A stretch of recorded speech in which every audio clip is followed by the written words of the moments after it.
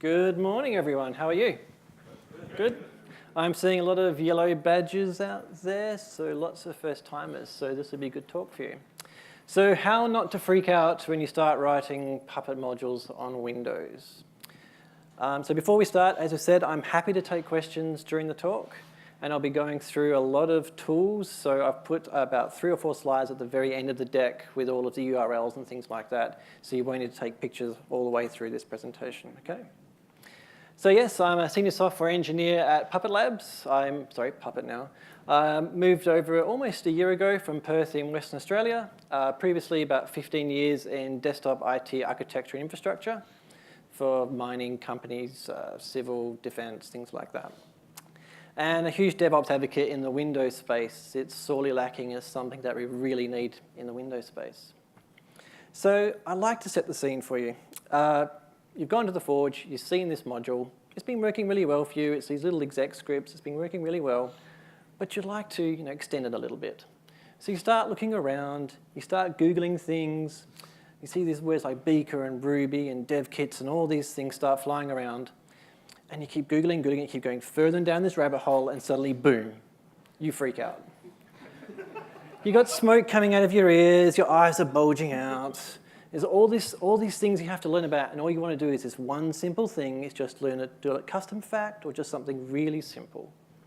So today, I'm here to go through some simple steps on how to actually start developing modules on Windows, and all the tools that you'll need to go through. So take a deep breath. All right. So what do we need to do? First thing we need to do is set up our development environment on Windows. So we need to get a bunch of tools and actually get them set up so we can actually start our development. We need to create a Puppet module, and then I'm pretty sure it's not going to work the first time, so we're going to have to debug the Puppet module, then write some tests to make sure it does what you expect it to do, and then publish the module, because there's no point having this beautiful module that no one can see or use. And then what's next steps on top of that? So first up, how do we set up our Windows desktop to actually do Puppet module development? So you've probably already got a Windows computer. You've probably already got a text editor, more than likely. You've probably already got the Puppet agent installed. But what you probably haven't got installed are things possibly like source control, and the installation of Ruby, and the Ruby developer kit or dev kit. So what we'll do is we'll just go through those. So why should we use source control? There are 1,000,000,001 reasons, and I can't fit all of them on one slide. So I'm going to concentrate on 2. Now, haven't people actually used source control at all on this stuff? Ah, cool, I'm preaching the converted, excellent. So two biggest advantages. You can wind back time and undo your mistakes, which is awesome. And the other thing is you can be kind to your future self. So when you commit your code, you've got the reason not only what you changed, but why you changed it.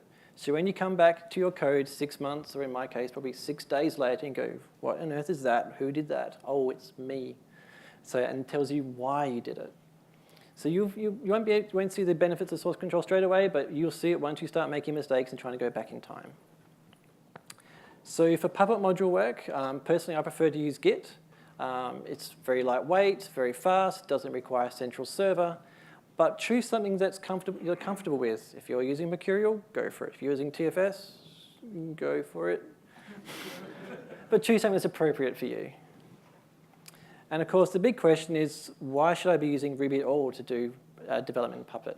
Well, quite frankly, if you're going to extend Puppet, it's written in Ruby. Therefore, you have to learn some Ruby to extend Puppet. But surely, the Puppet agent has Ruby installed in it, so why do I need to install another version of Ruby? So the Puppet agent itself is installed with Ruby to actually run Puppet, but we need some extensions onto that. And that's in terms of the Ruby developer kit. Now, you can install it into the Puppet version of Ruby, but it's really difficult. So it's much better if you just install your own version of Ruby, install the developer kit, and then you can start working on that. Just a quick word on text editors. I'm not going to labor the point too much. There's a lot of options out there. My weapon of choice is Visual Studio Code. There's quite a few Ruby plugins, etc., for things like that. If you want to use Ruby Redmine, which is a fully blown IDE, feel free. Lots of other options. But some common problems you might come across when you start developing your code, in particular things like line endings. So Windows traditionally uses carriage return line feed. Unix tends to use line feeds. use what's comfortable, but typically your Puppet modules will be going onto a Linux-based Puppet master, so you're probably a good idea just to standardize on line feeds for the moment. The other one, which has bitten us quite badly sometimes, is text encoding. So normally your code will be written in, say, US English or ASCII encoding. However, there are some times where you need to put some extra characters in there. So typically we use what's called UTF-8 for our text encoding. However, when some text editors with UTF-8 have a habit of putting what's called a BOM at the very beginning, which is a byte order marking. Now, it's very aptly named because it blows things up. There are these hidden characters at the beginning of your file. If you've ever seen an error that says like, unrecognized character at line 1, position 1, and you look at your text editor and go, no, there's nothing unrecognizable there. I can see it. Generally, that's because, unfortunately, the byte order marks are these invisible characters. Notepad++ is a really good tool. You can actually see the encoding with and without BOM, so you can flick it over really, really easily. Now, in Puppet, we've done the best that we can to make sure that BOMs are not a problem. Can't guarantee that any modules aren't going to blow up. So try to avoid using BOMs in your text files. So how do we get these tools onto our desktop? Quite frankly, if you're just starting out, download from the internet, next, finish, is a perfectly valid way just to get started. But we're in the business of automation. So we should probably use a package manager like Chocolatey. Now, there's a talk on Chocolatey at just after lunch. He's over there. So if you want to learn more about Chocolatey, that'd be fantastic. So I can install my entire, install all my tools I need for development in about 4 lines. So it's pretty sweet. Some common mistakes when installing the dev kit: it can be a bit tricky to install. Fortunately, the documentation on the website is really good. So if you get stuck and the dev kit doesn't seem to be working for you, go to the instructions on the website and they'll take you through it. So, got our development environment ready? Let's create a module. So where to start? Oddly enough, go to the documentation.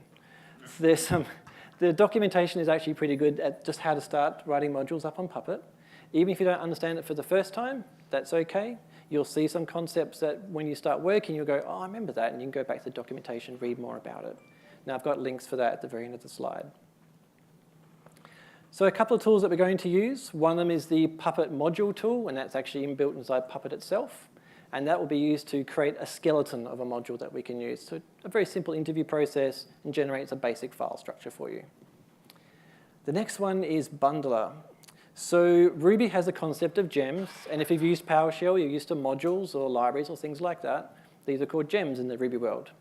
The Bundler tool, you actually grabs all those gems for you and copies them down to your local machine. And the last one that we're probably going to be using is Rake, which is a Ruby make program. Has anybody used make files before, like automated build processes? Yeah. Fortunately, that comes down as a gem, so Bundler will install Rake for you. Now, we can use Rake to run spec tests, and you'll see that later on during the demonstrations. Speaking of which, let's do a demo. So the module I'm going to be working on today is a very simple one that's going to install .NET Core onto a workstation. It's just going to be a simple PowerShell script to install it, and I've got 3 custom facts written in Ruby. So the very simple things to start off with. Also, you're probably not going to enjoy me writing out Ruby code, so I'm just going to be doing copying and pasting to do a couple of shortcuts. So if you see me do some magic, it's OK. It's just me doing file copies.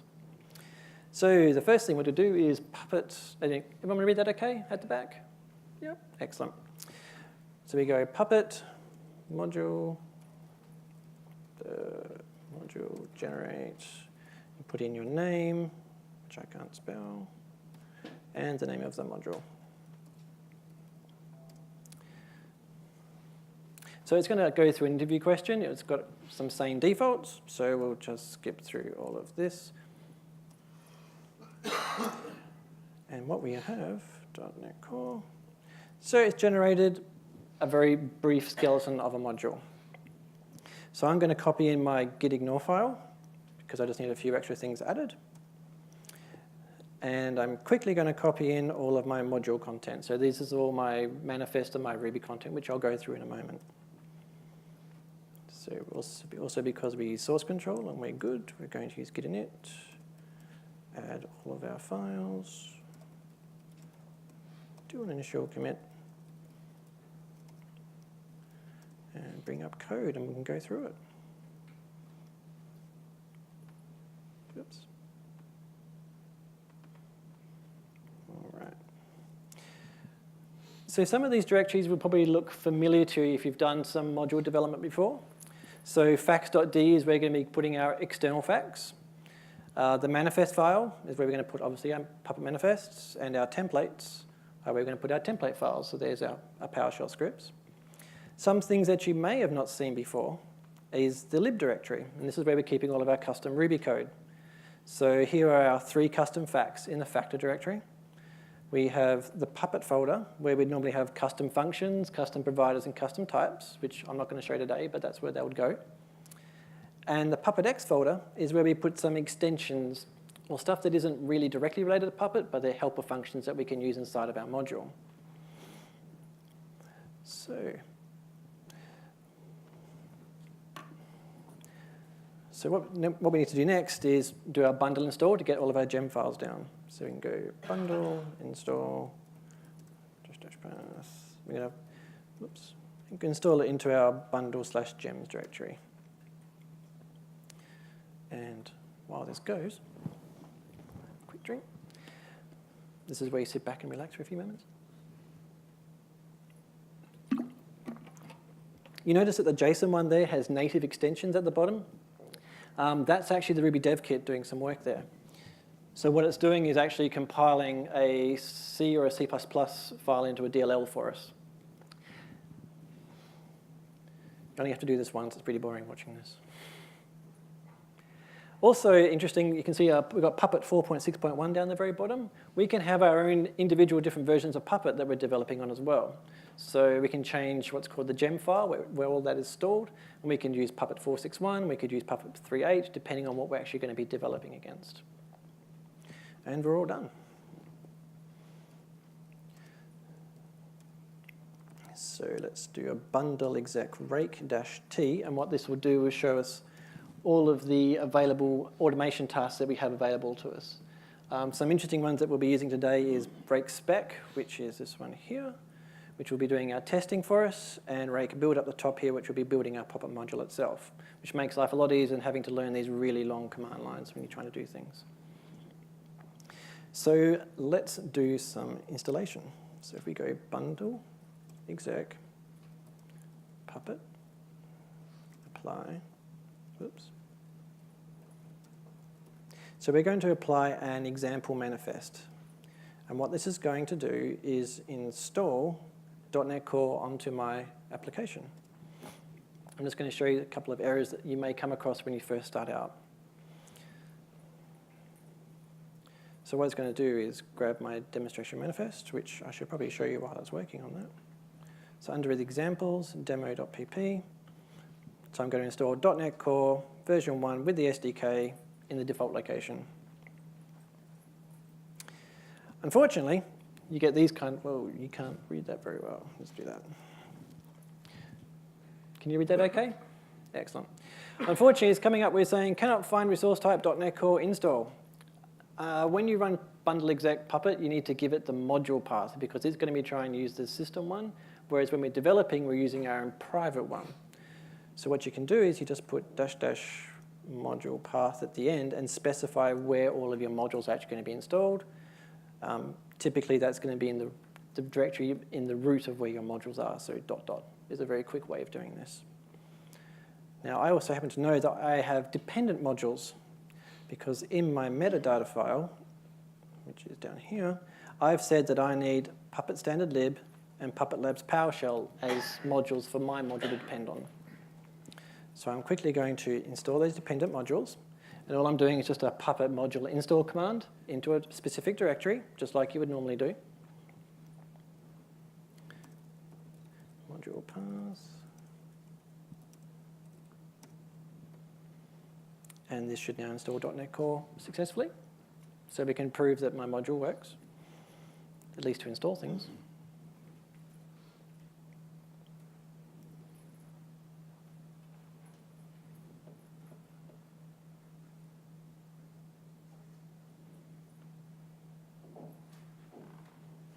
Downloading, installing.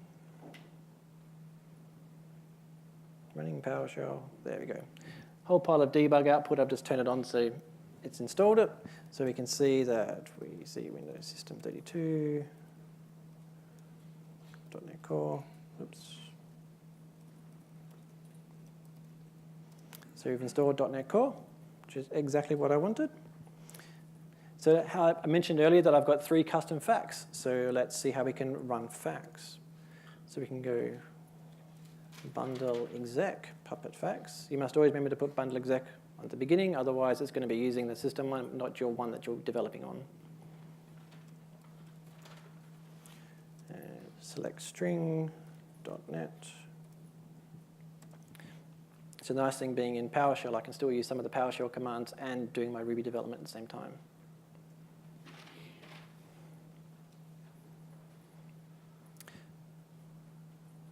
Interesting. Aha. You have to put module path at the end.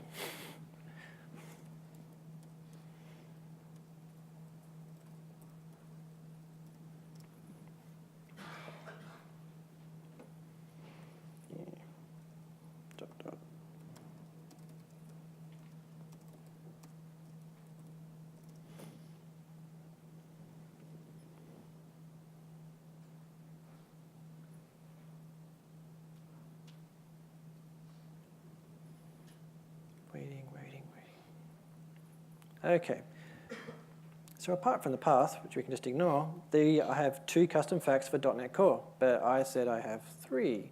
So something's gone wrong. It's now time to start debugging all of my code.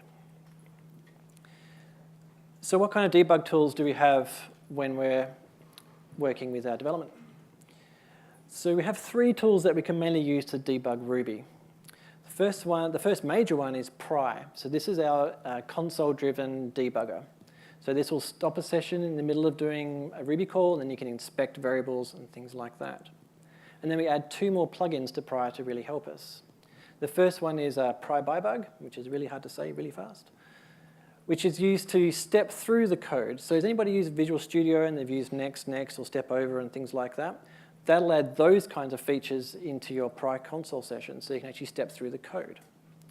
And the other one is pry stack explorer. Now, every time a method or a function is called in Ruby, it adds it to the stack. So as you do more and more calls, the stack gets bigger and bigger and bigger. So the nice thing about Stack Explorer is that when you do a pry session, you can debug where you are, but your Stack Explorer will show you how you got there in the first place. And then you can go back through those stacks and see the exact state of all the variables when that got called. So to install those tools, we modify the gem file, and we add those 3 gems, and then we do another bundle install, which is fairly straightforward. To actually invoke a debug session, we add require pry binding.pry anywhere inside your Ruby code. When you run it, it'll immediately stop and drop you into a debug session, and then you can start looking at variables and see what went wrong. So we'll go through that now. So we go to our gem file, and we uncomment our gems, or add them in. And we do our bundle install -- path. Yes, I am. Thank you.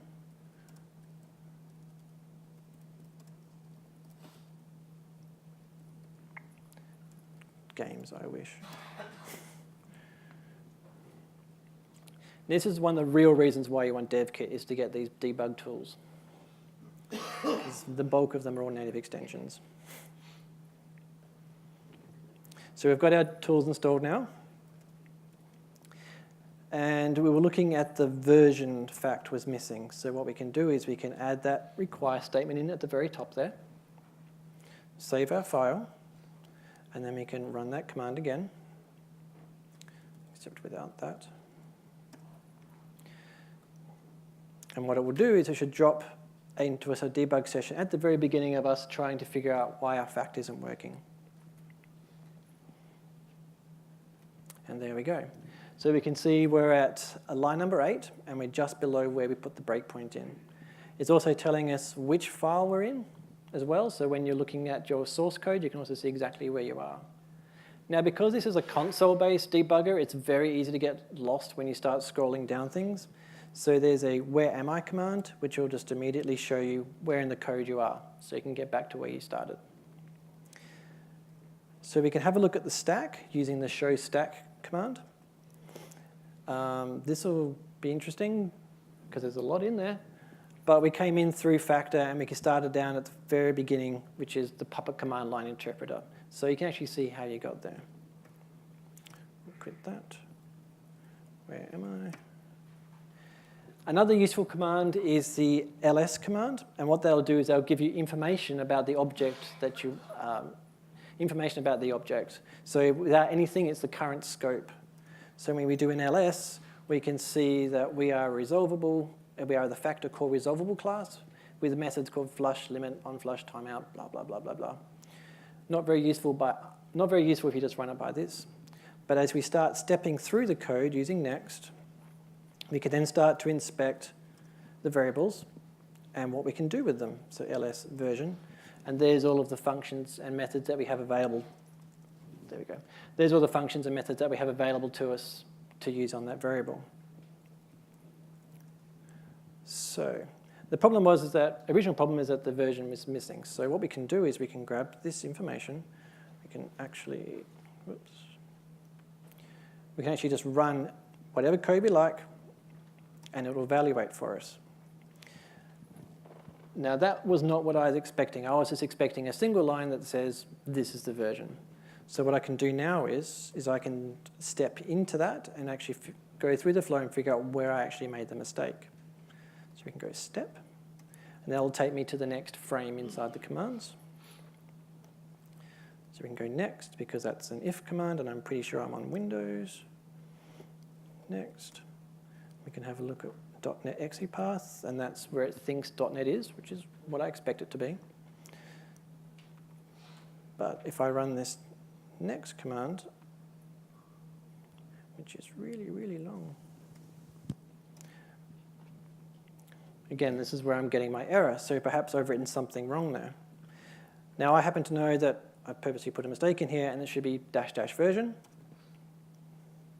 That's the expected output that I want. So during a debug session, you can run arbitrary commands just to see what the effect is. So I figured out what's wrong. I can go back to my code. I can go to where it's broken and fix it. And we'll save that. And then we need to exit our debug session. There's a couple of ways we can do that. We can just type continue, and that will just continue going through the code and then stop at the next available breakpoint.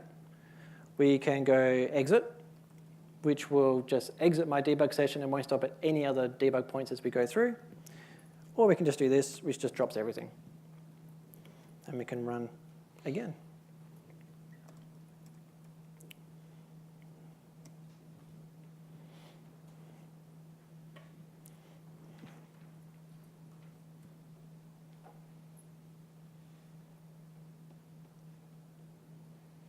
So again, we can just type continue. Now continue running through, and we should see 1, 2, 3 custom facts. So we've fixed the bug. Number one lesson, though, that I've learned is that always go back and remove your require priors before you continue on. Otherwise, you end up continuously putting debug sessions all the way through your code. So we've made some changes. So we go git add --a, and then we can commit. Oops, -m. It works. Except I can't spell. There we go. So now we've got working code. So it's time to do some testing. And this begs the question, why should I bother testing my code at all? I do not have enough time to dedicate to this discussion. There is so much to talk about testing, it needs at least another 2 sessions. But what I will do is just go through 3 very quick points on why you should be testing your code. The first one is, we tend to, when we're testing and writing code, we tend to only test the happy path when everything works, which is fantastic. But what if the user doesn't enter a parameter? What if they enter a string instead of a number? What if they enter a path that doesn't exist? You need to test for these circumstances, because otherwise your code's going to do some really weird stuff. So automated testing tools help us with that. The second one is that it documents the intent of what your code is supposed to do. Most tests are generally written like English, saying, given this input, I expect my module to have this output. And that's the way your test should really be written. So this is kind of a bit like a contract to say that this is how my module should behave. It also helps with documentation because you can just say, look at my test. This is the documentation of how my module behaves given certain inputs. And the last one is to avoid regression.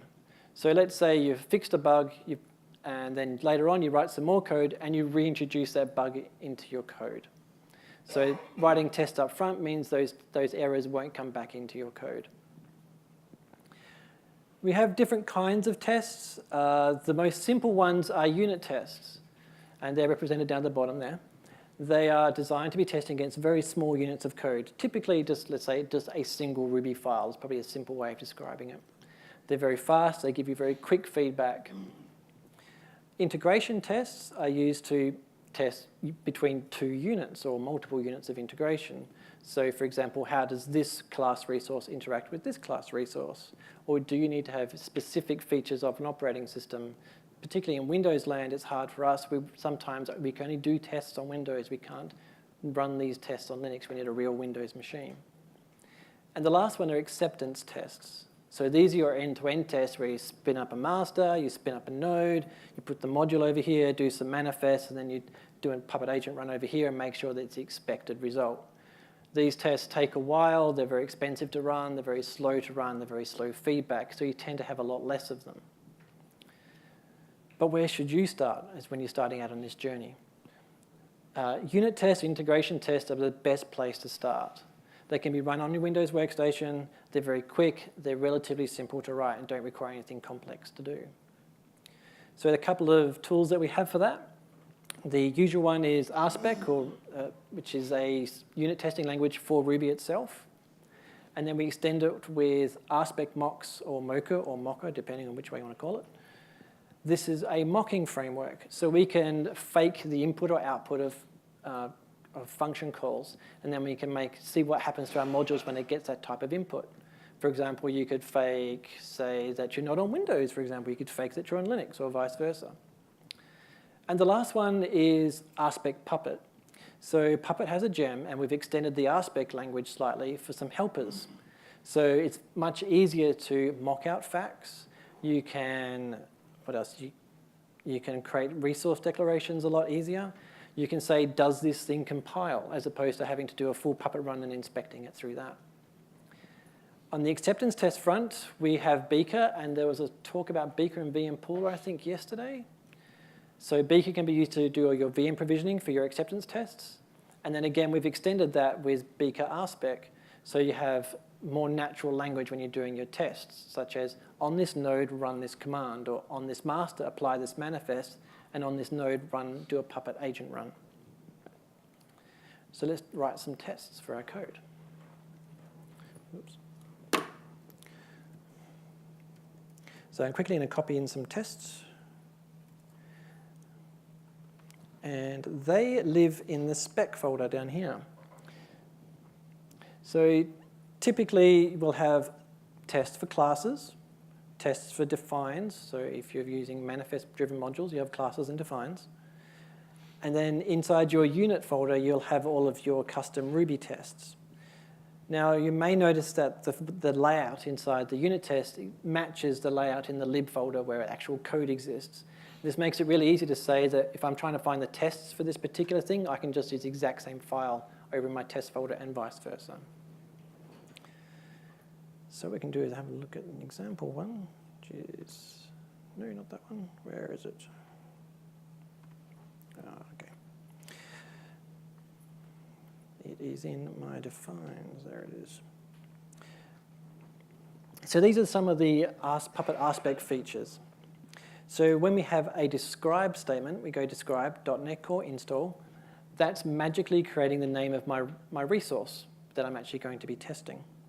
I can do let title, and that'll be the equivalent to doing .NET Core install default.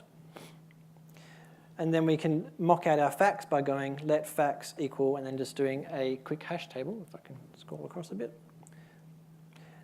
And that'll quickly mock those facts into my spec run. I don't have to do anything fancy, and it's relatively easy to read.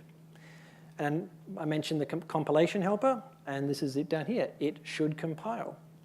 And you notice as you go through that, you can actually read it as .NET Core install on Windows with default values for all parameters should compile. So you can actually translate the code into a sentence. And that was what I was talking about with intent.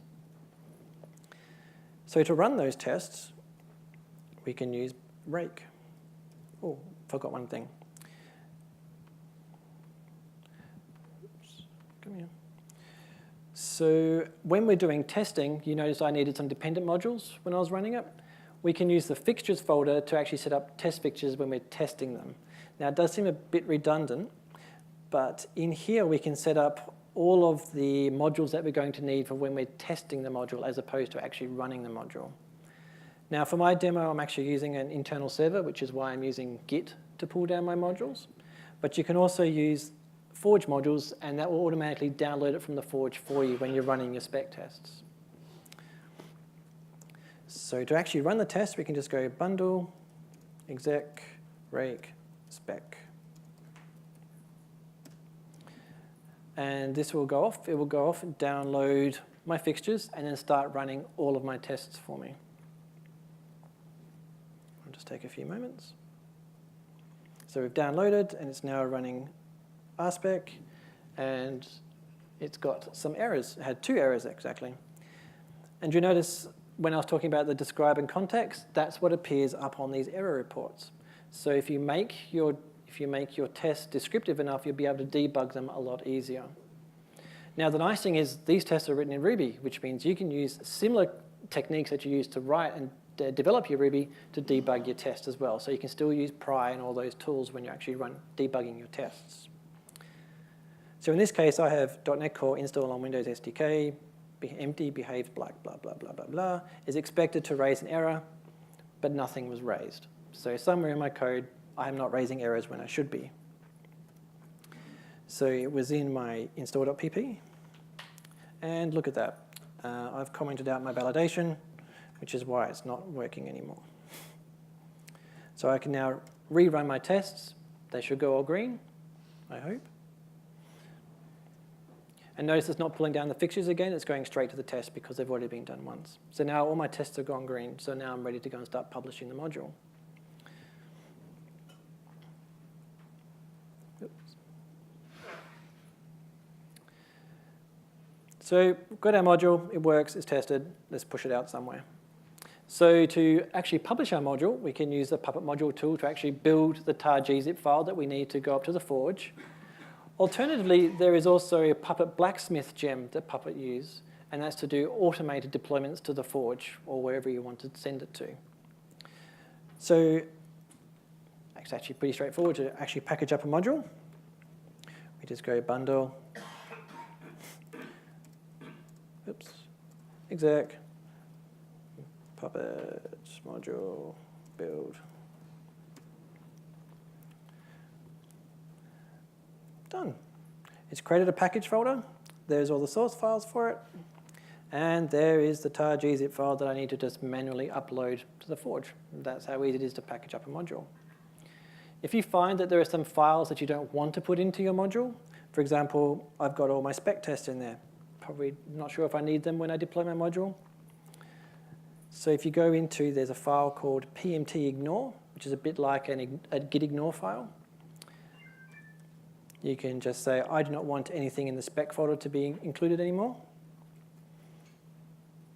And we can go Puppet module clean, and then build it. No. Puppet module build. Actually, I am not telling you the truth. It should be Puppet rake build. My apologies. So your Puppet rake clean build, there we go.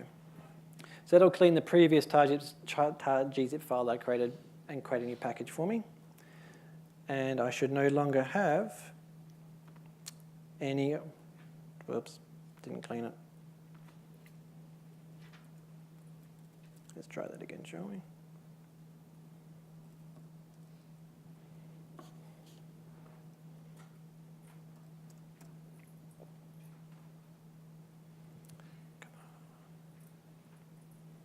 Is it clean? Excellent. Try again. There we go, package folder. There we go. Missing a spec folder, and that's how to remove files from when you're trying to actually publish a module.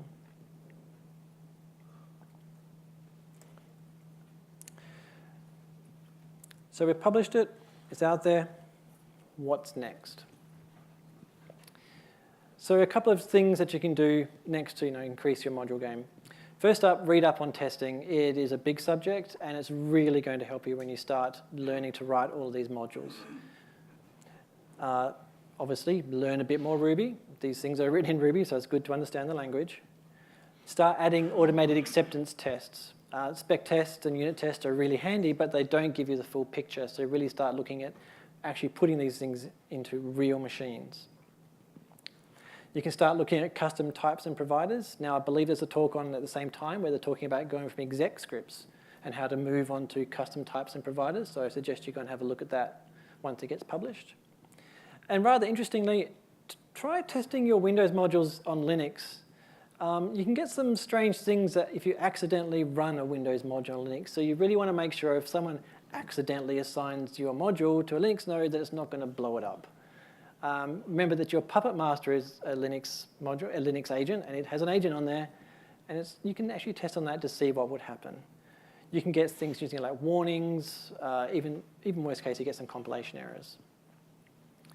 And with that, go write some modules. I look forward to seeing your code up on the Forge. You can contact me on Slack or any of the Windows team, or email or via Twitter. Does anybody have any questions? Did you say you were going to have the slides available for download? Or Yes. Okay. Yep. So the links I was referring to are these 3 pages of stuff. I beg your pardon? Go back to that other one if you would, please. That one. No. Next one? These are all be available post-conference, so I've already given my slide deck over. But if you want to take pictures, go for it.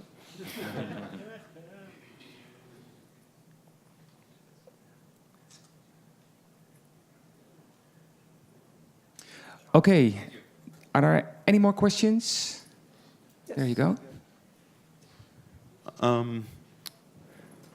From what I saw, you were doing the true way through Ruby, right? With DSE having more and more stuff, would you suggest if there's something already available for DSE that we tie into it that way? Or because some people, it's easier for admins coming from the Windows side to do stuff on the DSE end versus... That is a perfectly reasonable way to go. If you are far more comfortable writing PowerShell and doing PowerShell DSE resources, that is perfectly reasonable. You can't do fax, though, like that, which is a bit of a problem. And our DSE module does support using custom DSE resources as well. Thank you. Okay, any more questions? There's got to be more Windows questions. Come on. Okay. Well, Glenn, there's a question. Yeah, there you go. Kind of a goofy question. Why? I know Beaker, the character. What's the obsession? Just because he screws up so much, or? Yeah, he gets abused a lot, a bit like Windows users. Okay. And Beaker, yes. All right. Well, Glenn, I can see nobody freaked out, so you did a good job there. Thank you. As you were referring to Rob Reynolds as well, at 1:30 we have another session on chocolatey. So for now, there's lunch in the exhibition hall. So feel free to enjoy lunch. And 1:30, that's a session from Rob. So. I'll be around for lunch as well, so if you want to have a chat, feel free. All righty, thanks. Thank you.